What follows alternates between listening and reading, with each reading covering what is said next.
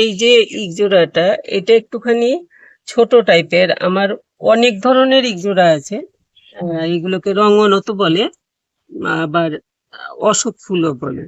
তো এই এই যে এটা হালকা একটা গোলাপি রঙের, আহ, এই ইকজোড়াটা, এটা গাছ বেশি বড় হয় না, ছোট থাকে, কিন্তু ঝেপে ফুল হয়। তো এইটাকে আমি মাসখানেক আগে এই যে তলার দিক থেকে কিছু ডাল, ছোট ছোট ডাল ছেটে দিয়েছিলাম। ওই ডালগুলোর থেকে এই যে এখন চারা হয়েছে। এই যে এখানে একটা, এখানে একটা, এই যে আছে। তো এইখান থেকে আমি চারা একটা তুলে এখন লাগাবো। সেইটা আমি দেখাবো। এগুলো কিন্তু খুব সুন্দর হয়। এই এত যে কলি এসছে, পুরো ফুল ফুটে একদম একটা ফুলের তোড়ার মতো হয়ে যায়, দেখতে খুব সুন্দর লাগে। এই গোলাপিটা বিশেষ করে বেশি ভালো লাগে। আরেকটা আছে একটুখানি, ঠিক রেডিশও না, রেডিশ আর রেড, রেড আর গোলাপির মাঝামাঝি কালার, এরকম একটা আছে। ওইটাও খুব সুন্দর, ওইটাও ছোটর মধ্যে বেশ এরকম ঝেপে ফুল হয়। এইগুলো আমাদের বাগানের, বিশেষ করে ছাদ বাগানে গুছিয়ে রাখার জন্য খুব সুন্দর। তো আমি এখন একটু মাটি তৈরি করে নিই। যেহেতু গাছগুলো ছোট, গাছে খুব বেশি রকমের ফুল হয়, সেই জন্য আমি এমনিতে তো যা কিছু, যেমন জবা গাছ টাছ আছে, ওইগুলোকে যেমন একটুখানি গোবর সার মিশিয়ে, পুরনো গোবর সার বা একটু ভার্মি কম্পোস্ট বা একটু কিচেন কম্পোস্ট, যা হোক কিছু একটুখানি মিশিয়ে বসিয়ে দিই। কিন্তু এইগুলো ছোট গাছে অনেক বেশি ফুল হয়, সেই জন্য। আর গাছটা তো থাকে বহুদিন পর্যন্ত। এই গাছটা আমার 3 বছরের গাছ। সাইজ এতটুকু, আমি ওপর থেকে ছাটিনি, ওই নিচ থেকেই ছেটেছি। আর একটু ছোট ছিল গাছটা, অনেকটাই ছোট ছিল। এই 3 বছরের গাছটার এতটুকু আমার গ্রোথ হয়েছে। তো এই জন্য একটুখানি খাবার টাবারটা অল্প জায়গায় ছোট টবের মধ্যে দিলেও একটুখানি বুঝে খাবারটা দেওয়া ভালো আর কি, যাতে সম্পূর্ণ খাবার পেতে পারে। তো সেই জন্য আমি একটুখানি নিয়ে এসছি এখানে, এই যে গার্ডেন সয়েল আর মাটি, 2 ভাগ গার্ডেন সয়েল, 2 ভাগ, আর 1 ভাগ গোবর সার, এইটা আমি মিশিয়ে নিয়ে এসছি।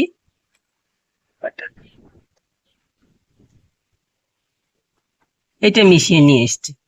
আর এটার মধ্যে আমি সবকিছুই একটু একটু দেব। এই আধা মুঠ মতো ডিমের খোসা দিয়ে দিচ্ছি পুরো।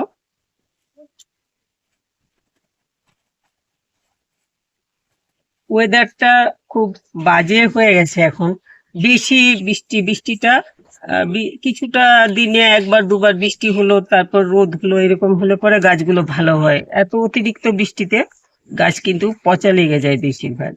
তো এখন খুব বেশি বৃষ্টি চলছে আমাদের এখানে। আর এই চা পাতা দিয়ে দিলাম 1 মুঠ, 1 মুঠ চা পাতা দিয়ে দিলাম। চা পাতা, যে শুকনো চা পাতা রাখি আমি, ওইগুলো। আরেকটা জিনিস রেখেছিলাম, একটুখানি কলার খোসা, এই যে শুকিয়ে রেখেছিলাম কলার খোসা, এটাও অল্প একটু দিয়ে দেবো। এই যে আধা মুঠ মতো কলার খোসা। কেন, টব আমি ছোট টব নিয়েছি, বেশি বড় টব না। তো এইগুলো সবগুলো মিশিয়ে মাটিটা এখন আমি তৈরি করে নেব।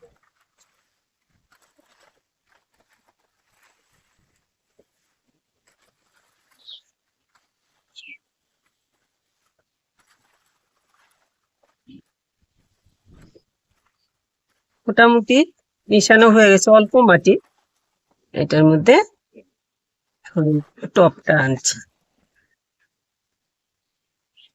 তো আমি এখন এটা থেকে পুরোটাকে বের করে নিয়েছি, বেশি ডিস্টার্ব করব না, কারণ ছোট গাছে ফুল ফুটেছে।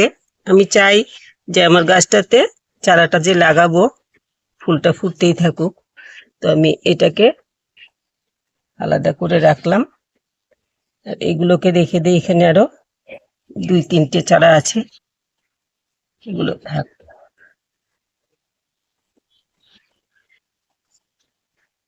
এই ছোট্ট টবটার মধ্যেই লাগাবো, কেননা এত বড় টবে লাগিয়ে লাভ নেই। এখন আমি এটাতে লাগাবো, 1 বছর থাকবে, আগামী বছর আবার এটাকে রিপোর্ট করে দেব। এই গাছটাকেও আমি এইভাবে রিপোর্ট করে দিয়েছি। এগুলোতে এমনিতে কোনো ডিস্টার্ব হয় না, কিন্তু মিলিবাগের ভীষণ উৎপাত হয়। তো আমি মাটিটা দিয়ে দিলাম, বললাম না তো আগে মাটিটা রেডি করে রেখেছিলাম, এখন মাটিটা আমি দিয়ে দিলাম। শেকড়টাতে একদম চোট না লাগিয়ে যেমন মাটি শুদ্ধ আমি তুলে এখন বসিয়ে দিচ্ছি, নইলে ফুলগুলো আর ফুটবে না। যদি শেকড়ের থেকে মাটি ছুটে যায় তাহলে এই ফুলগুলো আর আমার ফুটবে না। এই জন্য আমি একদম চোট না লাগিয়ে গাছকে বুঝতেই দিলাম না আর কি, যে ওকে আমি জায়গা পরিবর্তন, বাড়ি পরিবর্তনের মতো করে দিলাম, ওর থাকার জায়গাটা চেঞ্জ করে দিলাম।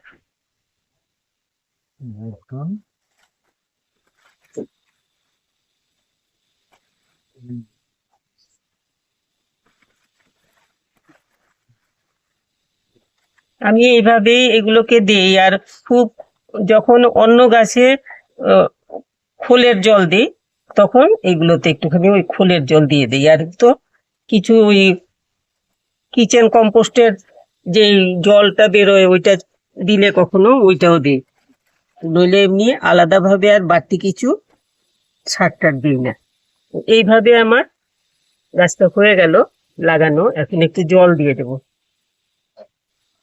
তো আমি জলটা অল্প করে দেব, খুব বেশি জল দেব না, কেন এত বৃষ্টিতে জল তো টানতেই পারবে না, তো একটুখানি জল দিয়ে দিলাম। আর এই গাছগুলো কিন্তু এই সময়টাতে ভীষণ ভাবে ফুল ফোটে। আর ওই যে বললাম মিলিবাগের উৎপাত ভীষণ রকম, এই যে এইগুলোর এই খাজে খাজে ঢুকে, এখন তো নেই কিচ্ছু, কিন্তু যখন এইগুলোর মিলিবাগ অ্যাটাক করে সমস্ত ফুলের তারপর কলির এইরকম করে ভেতরে ভেতরে মিলিবাগ একদম ভর্তি হয়ে থাকে।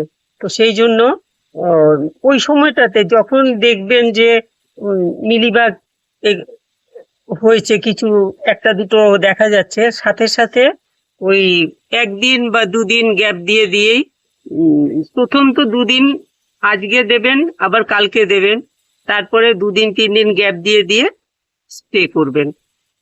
যে যেইটা স্প্রে করেন মিলিবাগের জন্য তো অনেক কিছুই আছে স্প্রে করার। আমি তো অনেক দিন বলছি মিলিবাগের জন্য স্প্রে করার, বিশেষ করে হ্যান্ড ওয়াশ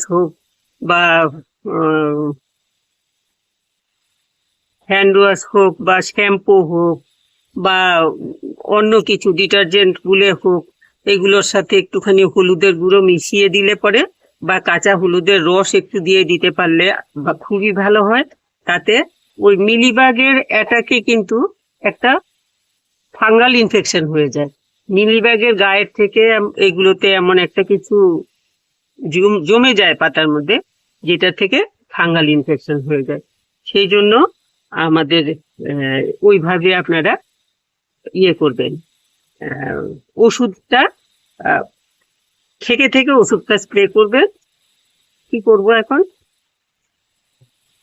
থেকে থেকে 1 দিন 2 দিন পর পর ওষুধটা স্প্রে করবেন। আর অন্তত পক্ষে পোকা না থাকলে 15 দিন পর পর ওষুধ স্প্রে করবেন। আর 15 দিন বা বড় জোর 1 মাস, 1 মাসের মধ্যে হয়ে যায় অনেক সময়। আমার এগুলোতে এক্ষুনি অতিরিক্ত বৃষ্টিতে আর মিলিবাগ হতে পারেনি, একদিন খুব বেশি রকমের বৃষ্টি ফোঁটা পড়ে জোরে, বাইরে রয়েছে তো এই জন্য মিলিবাগ কিছু হতে পারেনি মনে হচ্ছে আমার। তো এইরকম ভাবে আপনারা করতে পারেন। খুব সুন্দর ফুল, খুব ভালো ফুল ফুটে অনেক দিন পর্যন্ত। এই যে এখন ফুটতে শুরু হয়েছে, এখন কিন্তু চলতেই থাকবে, অনেক দিন পর্যন্ত ফোটে। কতদিন ফোটে সেটা আমি তো বলতে পারছি না, 1 মাস 2 মাস তো থাকবে। এগুলো যেন অর্কিড যেমন ফুটলে আর সহজে নষ্ট হয় না, ফুলগুলো কদিন পরে একটা দুটো করে ঝরবে, কিন্তু যেগুলো ঝরবে তার থেকে আরো বেশি হয়ে ফুটবে, এরকমই আর কি। তো আমার এই যে এইটাকে আমি এই জন্য একদম নাড়া না লাগিয়ে আমি করে দিলাম, যে যাতে ফুলগুলো ফুটতে শুরু করেছে বন্ধ না হয়ে যায়, এই জন্য শেকড়ের গায়ে একদম নাড়া লাগালাম না। তো এই ছিল আজকের ভিডিও। আমি এখন আর কথা বলতে পারছি না, বৃষ্টি পড়ছে। তো আপনারা ভালো লাগলে একটু লাইক শেয়ার করবেন, যারা সাবস্ক্রাইব করেননি একটু সাবস্ক্রাইব করে নেবেন, আর স্কিপ করবেন না, সবাই দেখবেন ভালো করে। খুব ভালো থাকবেন সবাই, আর এগুলো করুন। ছাদের জন্য, বাড়ির বারান্দা বলুন, যাই বলুন, সবকিছুর জন্য খুব সুন্দর ফুল অনেকদিন আপনার বারান্দা, বেলকনি, ছাদ সব সাজিয়ে রাখবে। খুব ভালো থাকবেন সবাই। আজকে এখন বৃষ্টি পড়ছে, ভিজে যাচ্ছি, শেষ করে দিলাম।